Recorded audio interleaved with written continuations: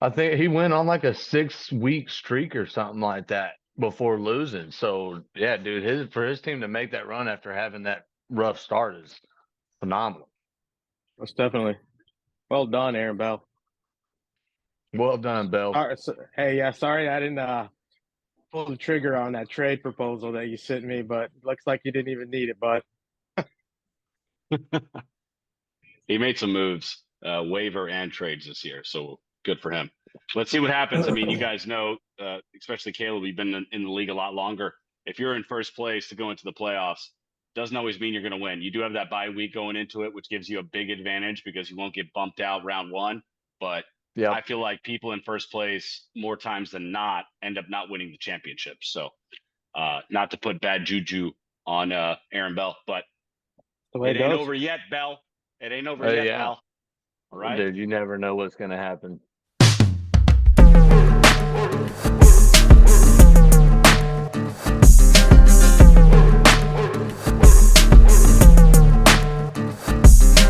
Roll up to the club in my 1964 caddy straight ready to stump.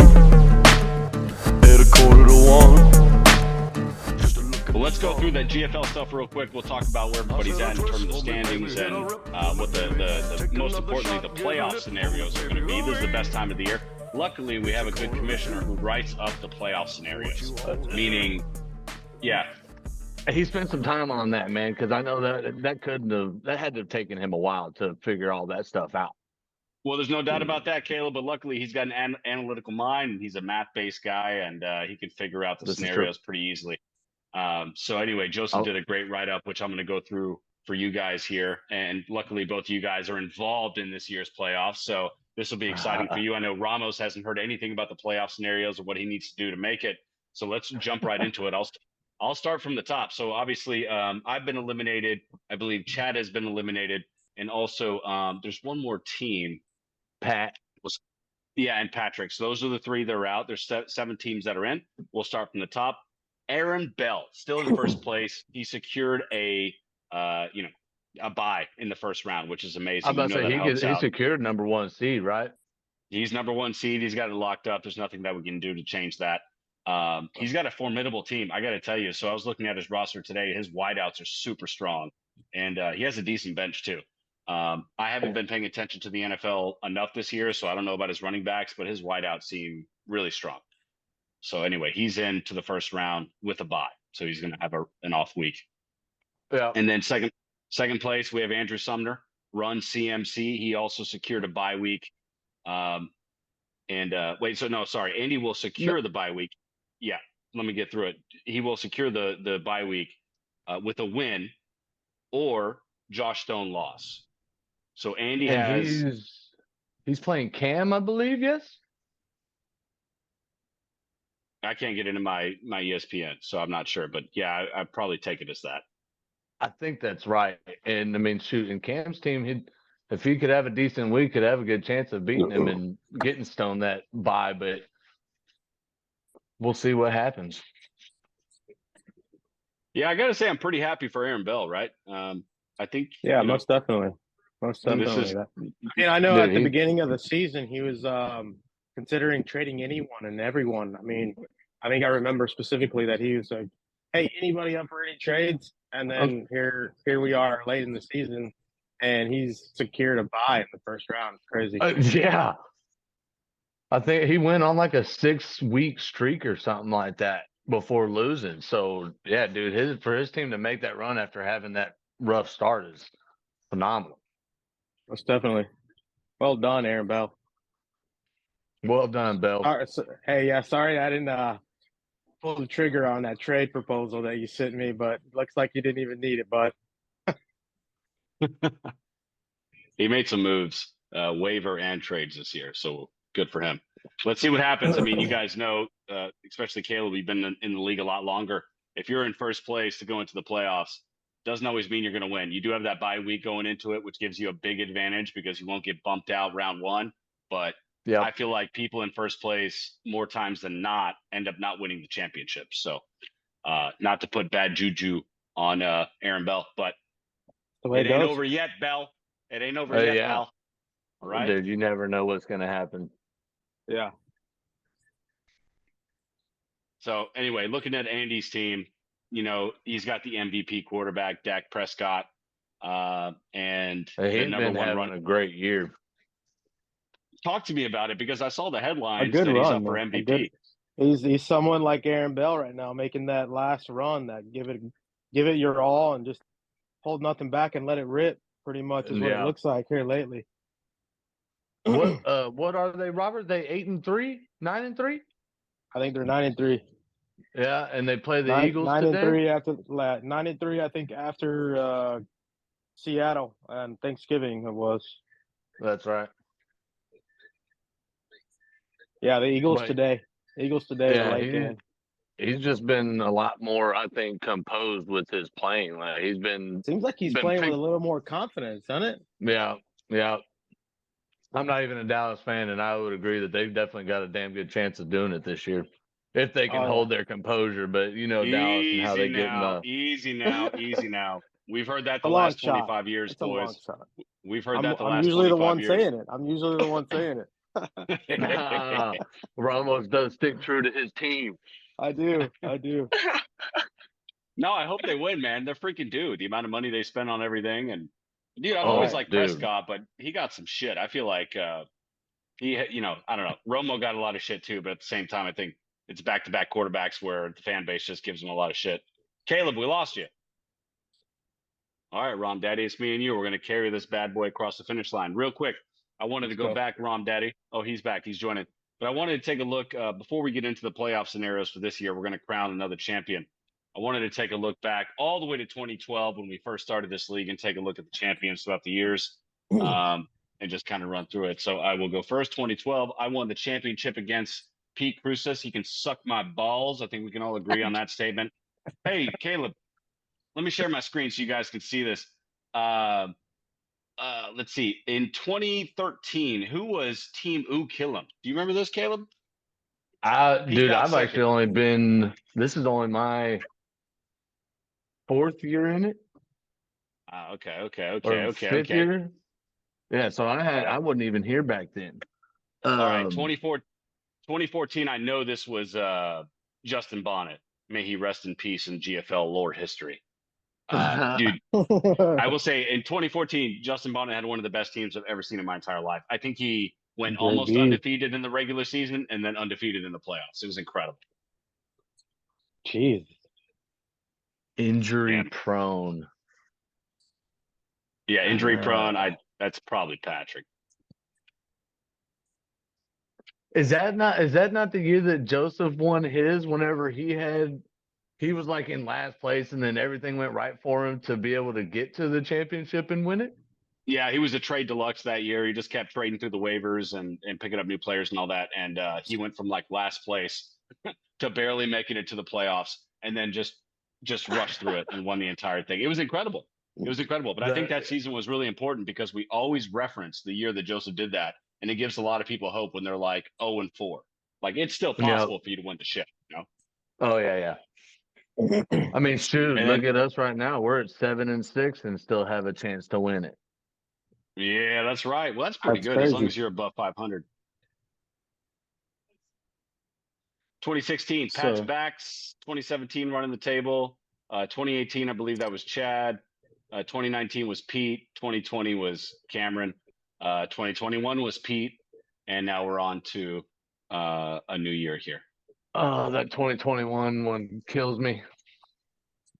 All right, let's get back to talking about y'all's playoff hopes here because I do have some information that Robert has not heard yet. I think I saw it. I think you sent it to me via text message, didn't you? I read through it.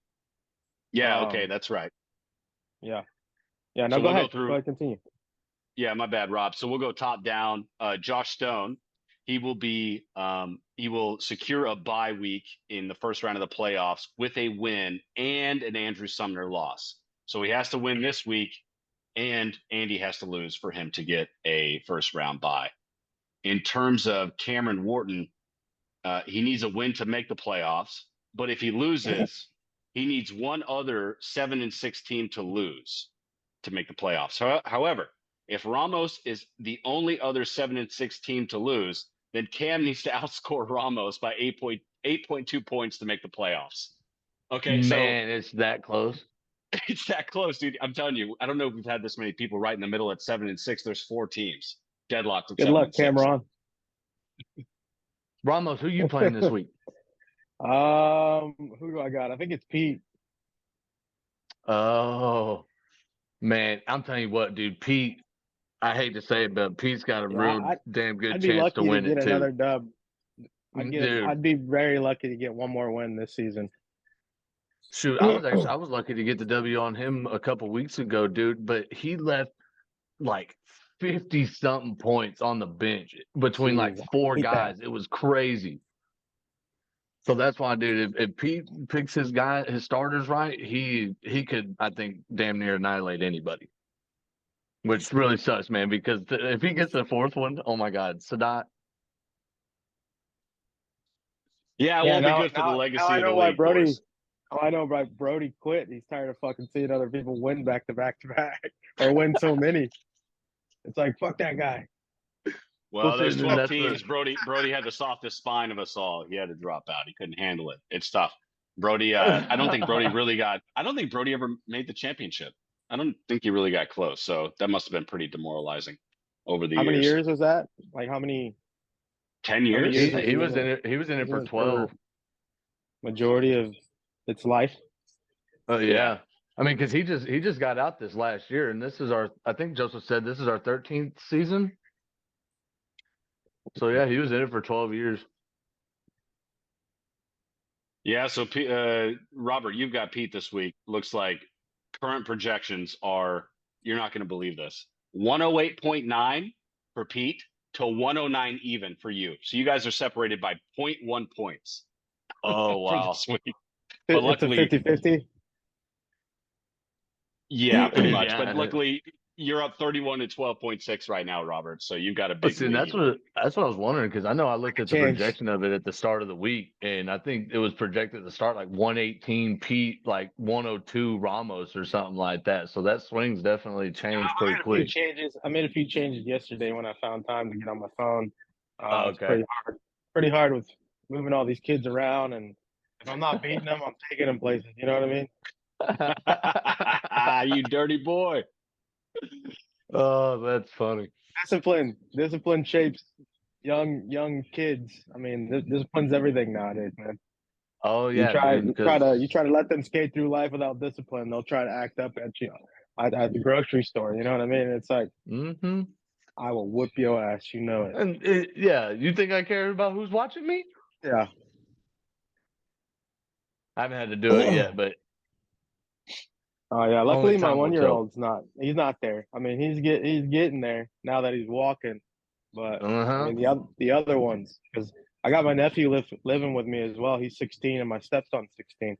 So Oh, it's, that's right. I mean, I got to stay on their ass. If not, they'll start slacking and thinking it's okay, and it'll reflect everywhere else, right? School. Oh yeah, I mean, you name it.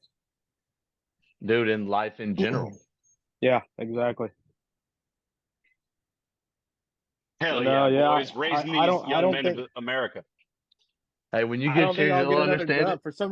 For some reason, I have a feeling that Pete's gonna beat me this week, man. It's just the way it's been going for me the last few weeks. I've projected to outscore, and then boom, so Sunday night comes Monday, and I'm just maxed out. You know what I mean? Their team is just the other opposing team is just keep on scoring. I just don't know what it is.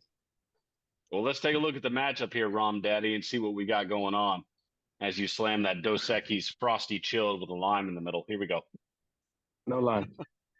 Oh, No man, line. you've lost your touch. He's lost his touch, man. No, it's lose the fruit, my boys. Lose the fruit. We're here for the beer. You just pour straight salt in it. No, not even. Too much. Oh. Too much fucking acid and all that. I love getting You got all- a pregame with a freaking Zantac, man. That's the way to do it. Some Prilosec. Couple Prilosec, you're good for about 6-pack. Yeah, at least. I do take those sometimes when I'm going to drink a bunch of beer. I'll take one before I go out. I swear. That's funny. That's funny. All right, Caleb, let's talk about you and your playoff hopes here. So you've got an interesting one. But the way I read this, you are more than likely to make the playoffs, right? So win or lose, you're gonna make the playoffs, unless there's a very rare case where you and Pete both lose, and Pete outscores you by 47 points, 0.4, which is crazy. See, so I'm not gonna lie. I've been wondering about that all week because I've seen like I look at like what the final standard projections are going to be and all that stuff, and it said I had a 97%. And I'm like, I was looking, I was like, where is this 3% coming from? Like, how can I not get in even if I lose? And that does make sense. But shoot, there has been a couple weeks that Pete has outscored me by like 40 or 50 points. So I'm not putting it off the table that I'm still going to be out of the playoffs, but I'm hoping for it. Well, you got to look at this also. Pete was projected to have more points at this point in the week than he has right now. So he's already below what the projections were. So he's going to need a miracle from somebody. And you also have to shit the bed. But, oh, by the way, Mother Tucker, you are now up another 4 points. You're at 40.6. Congratulations. Because the games have going kicked off today. Yep. Who is? David and Joku's going off. Yeah. 19.8 points so far. Dang. Alvin Kamara, 11.3. I think Ramos is going to skate on this one. So. Oh, that's awesome. I got Kamara in my other league, Can't so be I need good. him to do. Be lucky. That's it. All right, let's move on to Ramos. All you need to do today is beat Pete, and you're in the playoffs. But if you do lose, you need Cameron to lose, and you need to outscore Cam. So right. I think you just need to flat out outscore him. So that's pretty good. I think you have a really good shot. So, talking to both of you right now, I think you're both in the playoffs unless something absurdly crazy happens today in the points. But congratulations. Thank you. Well, I appreciate that. Now, on the flip side, there's a lot hinging on this Ramos Pete Cruces matchup today, because if Pete wins, he makes the playoffs. Now, if he loses, which it looks like he will, he needs a lot of luck because he'll need some crazy things to happen in terms of the matchups. And Joseph didn't go too in depth, but very unlikely, maybe a 1 or 2% chance. Message just come through from old Pedro. You bastard, you're gonna beat me. Oh, don't answer him. That's his reverse psychology that he likes to do. He did that the other day with his game with Stone. He was texting me about it, and he was like, Kansas City always messes me up, so they're going to go against me. And sure enough, man, they played like shit, and he ended up beating Stone. So he likes that reverse psychology. Nice try, Pete.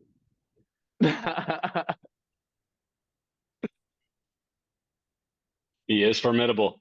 All right, that's all I have in terms of the GFL. It's obviously an exciting week, and we'll see what happens in terms of people sliding into the playoffs. One thing me and Caleb wanted to talk about, and maybe Caleb, I'll let you lead this one, but one was the LIV Golf thing with Rahm, obviously paying him $500 million to go over to the LIV Golf and take away the PGA's best player. But I'm really confused about the friction here, because LIV and PGA are now together anyway, right? So why does it matter? I'm just kind of confused on the clarity around that. To be honest with you, man, I really don't know at this point, since the PGA commissioner has gone with them. So I don't know where the friction's at anymore, because it's gonna all combine at some point. I don't know exactly how far down the road, but yeah, I don't know why, because I even read that there's 2 other guys. I'm trying to think of what their names were, and I can't think of it right now. I just seen it this morning. There was 2 other guys in that article too, Caleb. Yeah, there are 2 other guys that are going to join. I had personally not heard of these gentlemen, but maybe they're big time in golf. I've been keeping up with it, but there's 2 more. The article that you sent that I was reading? Yeah, that's the one. There's 2 other guys that are coming over. Do you know what their names were off the top of your head? Not top of my head, but I can find it in about 15 seconds. Give me a moment. Okay. Because even then I was like, man, they're just, everybody's following suit now. It doesn't matter. Get your money, I guess. That's what I told you, boys. That's what I told you, boys. The crazy thing is they paid Rahm $500 million, which is more than the entire purse of the PGA. I mean, you know what I mean? That's why I told you guys, money wins. You offer a guy $500 million, which is more than the entire league pays all of their players. Of course they're going to join, which is why I was shocked that you guys pushed back at me so hard on all that. But Once again, I am the oracle. I am the oracle. It's just a tradition of golf that we respect, and just LIV's not going to follow it, and that's the only thing that I don't like about it. I guess I'm more of just a traditional golf. So I feel you. I mean, I'm not gonna knock on them for it, man. Get your money, but I guarantee you, just the golf courses in America aren't gonna allow the shit that they're gonna want to do, like Augusta and all that. You ain't gonna be throwing beer cans and shit out on the 18th green and whatnot, dude. They're just not gonna allow it. Yeah. No, they allow it in Arizona not. at the Waste Management Open. Coming out to the music that they're coming out to is definitely not going to be a possibility at Augusta. No. Yeah, I mean, there's going to be courses, like you said, in Arizona that are going to let you do it, but there's just some more traditional places like that that aren't. Pebble Beach, anything like that. Pebble Beach may allow it where they're at. That may be something that might rouse some people to come to that one, but I think the more that we see it, the more it's going to become a normal thing. And then I think the other ones, the more reputable courses, are going to fall in line because it's going to be a new thing. You know what I mean? They're going to either that's true. Follow it may take a while. The fab or fucking fall off the train. That's true. Well, here's my thing, right? So each course is a little bit different in its traditions. I think Augusta, in my opinion, should stay Augusta. Very classy, very proper. Not a lot of noise, not a lot of crazy drunk people. But then you have Arizona that is that way. And then you have other courses that are coming up that may be built on top of the LIV model that are that way. And for me personally, if I went to a golf tournament and I paid a lot of money to go to a PGA or a LIV golf tournament, I wanted a little bit crazy, right? I wasn't born in 1920. I wanted a little bit more modern, but I'm okay with going to Augusta and keeping it the way it is, which is very classy and just proper. I like that. We should keep it that way. But the newer ones should be modern and crazy and wild. Because why not? We've all seen Happy Gilmore. We've all seen it. It looks awesome. It does seem fun. But I actually learned a rule this year for, I think it was Augusta, that there's no running. Like, you have to like speed walk to where you want to go or something like that. Like, they have videos of people just like walking as fast as they could because I guess they don't allow you to run out there. They'll kick you out for the golf course for running or something like that. I was like, wow, that's a little strict in my opinion, but I guess to each their own. So yeah, a bunch of people running creates chaos. I mean, I can see where they're going with that. No running. It's just like kids in a school. You don't want them running, falling over, hitting an old teacher or something happens. I'd say that could be a liability on them. Somebody gets hurt. That's what they're worried about. Break a leg over a root of a tree or something.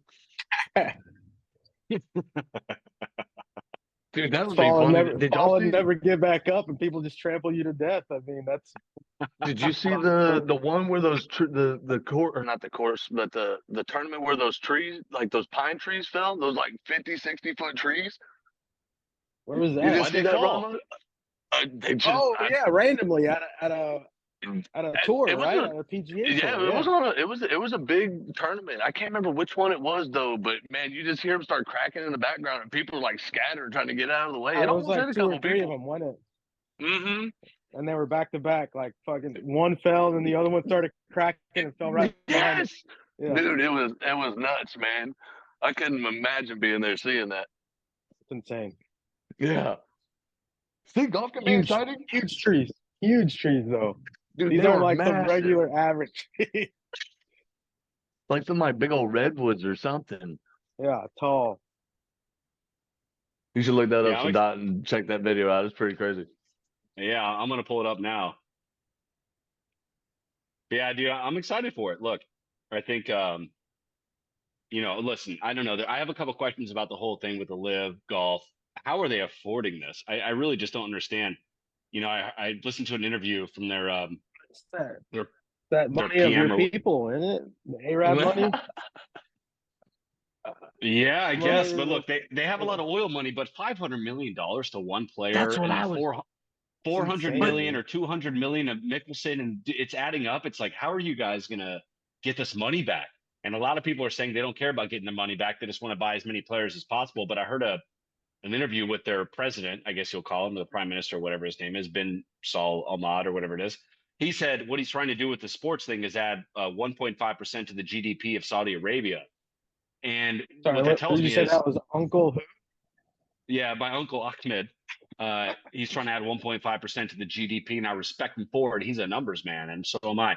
And look, I don't know how long it's going to take, Robert, but this guy has spent like $1 billion just in player wages in 1 year, It's crazy. right? So I don't know, Dude, man. They're playing the it's long over game. that, isn't it? Well, let's count it, right? So Rom got 400 million. Didn't Mickelson get 200 million? I think Who else did they get? there was a couple guys I think they got 200, wasn't there? I'm trying Who to was think the of other all big the one? Who was the other big one? Kepka. Come on. Also the Kepka. Australian guy. Australian guy. Oh, The one Cam with the long Smith. hair? Cam No, Smith. short hair. No, that's what I'm thinking of. Australian Anyway, short hair? yeah. Good I looking thought it was guy. old I boy don't know. with the blonde long hair. The youngest Yeah, that's the cat. only Aussie that I know is Cam. Okay. We need Brody on this damn Did podcast. Victor Ramos, did Victor Hovland go? You got me on that. I don't follow golf that often, or that much to know who Victor is. He actually won the Is Dell Cup he Australian? this year. He is God dang it, I can't think of where he's from right now. He's European of some kind. But I can't. No, I'm not sure. But he won the Dell Cup. He won the $20 million Dell purse this year. Freaking Scotty Scheffler, man, started out in first place again, man. Had a 10-stroke lead. I actually think Victor started 9 strokes back and ended up winning the whole thing by like a stroke or two with like 20 under par or some crap for the 4-day Jeez. weekend. Yeah, He was dude, he even behind went. 9 strokes, though. Dude, he actually made that up in 1 day, dude. On the second day, he went 9 under par. It was unbelievable. And I'm pretty sure that dude smoked weed. Because he come out there, dude, chink-eyed, just red-eyed, just. That's that It's live golf hilarious. coming in, boy. Yeah, dude. That's why, dude, I Probably out there think chiefing on some of those courses. he go to the bathroom. Asking his caddy, hey, man, do you look high? Oh, By the way, Oh, side that's- note, another update in sports. You guys see LeBron and the Lakers won the very first in-season tournament. Oh, how about that? And then LeBron was the MVP. Oh, how about that? That's pretty good. He's like 47 years old. Gotta respect it, boys. Ask me if I'm surprised at all. I mean, it's LeBron. No. Not He's not going surprised to at all. retire for another 5 years, so you're going to keep hearing it.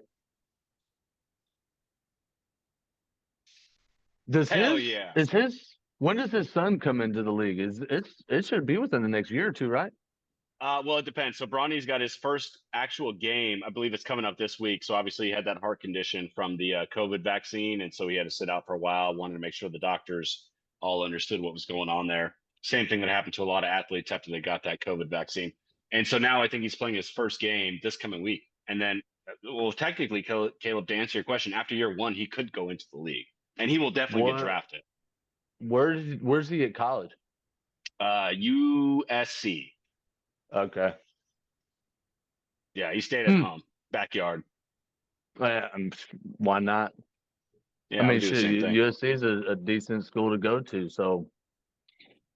Wonder if he's getting paid to play there. 100%. Yeah, I think 100%. Paying. Andrew Sumner said on a previous podcast, he's like the number 1 or number 2 paid athlete. He might be number 1, actually. Wow, that's crazy. Yeah, he's getting several. As far as million. NIL goes, right? Who's right there with him? Do you know? I want to say Shedeur Sanders and Travis Hunter are up there too. You know, the guys that get the most exposure. But I think Bronny is number 1, from what Andrew said. That wouldn't surprise me one bit. Yeah, he's got a great last name. Which, I mean, shoot, dude, it's crazy his size though for who his dad is. Like he almost seems like he's 8 inches shorter or something. Like he's only like 6'2" or something, isn't he? I can look it up. Because, dude, just next to his dad, he looks so. And Braun's what, 6'8", 6'9"? 6'8", 6'9". His other son, he's much taller, I think, or at least he looks that way. Okay. Okay. I know usually Braun has his arm around him and his head like usually it just seems like it's below his shoulder. So he's Buried in 6 feet the 4. armpit. He's 6 feet 4, 210 Oh. pounds, 6'4", 210. So he's Patrick Sherrick senior year, He's fat. basically. Yeah, he's fat. Yep. Yeah, but a Man, lot he blacker, doesn't look faster. that big for sure. Jump out the roof. Out the roof. Out the roof. Well, that's really all I got, boys. The only thing I want to talk about, which is just kind of a cool technological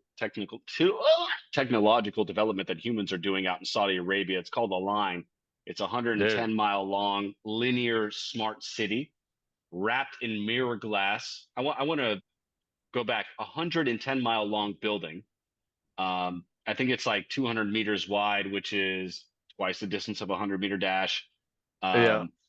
And I think people are going to move in next year, 2024, and it's going to hold 19 million people. And the cool thing is you can go from one end to the other in 20 minutes. 110 miles, 20 minutes. They're already gonna have people living in it next year when they just broke ground like a couple months ago.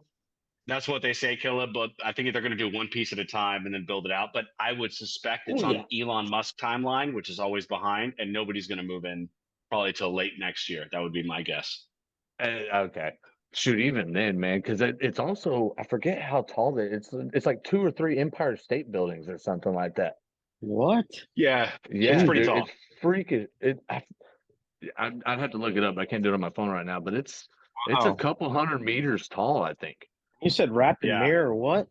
Mirror It's glass. mirror glass. So like when you look at it, their whole idea is to preserve nature, Ramos. So instead of having these sprawled out cities where there's a bunch of 3-story buildings all over the place, you combine it all into one line, make it a bit taller, and just go a straight line from the sea and inward. That way you protect the nature. And also when you're looking at the building from far away, because it's wrapped in mirrored glass, all you see is the nature. All you see is the sand below it, the sea surrounding it, and it's like it's not even there. Insane. It goes from sea to sea, right? Like it goes from coastline to coastline all the way across? I don't think so. I think it goes from sea to a major city called Riom or something like that. Yeah. So from the coastline inland, just in a straight line. Yeah, straight dude. line. It's a $1 trillion project. Yeah, their original plan is 500 billion, but most people think it's going to balloon up to $1 trillion. So dude, they would break that for sure. Dude, 110 miles long. Yeah, and that's the cost of 200 meters Cowboy wide stadiums. Shoot. What's 110 miles from here San Antonio to Round Rock? San Antonio Round Rock? San Antonio Gerald? San Antonio maybe to like Temple Belton, maybe. Oh, you think it's that far? Holy crap. Yeah, dude. I mean, from here to San Antonio, it's probably about an hour 45. So that's 100. Maybe a little bit further than here. Yeah. Yeah, these are the same guys. They're building same people that are building this line. They're the ones that made LIV Golf and are buying all the players because they got all the cash. Wow. Listen, I only have like 60 seconds left, or 60 seconds left before I have to shut her down. Listen, boys, appreciate the time. I'll upload this as soon as I can. Love you both. Brate. Later, brate.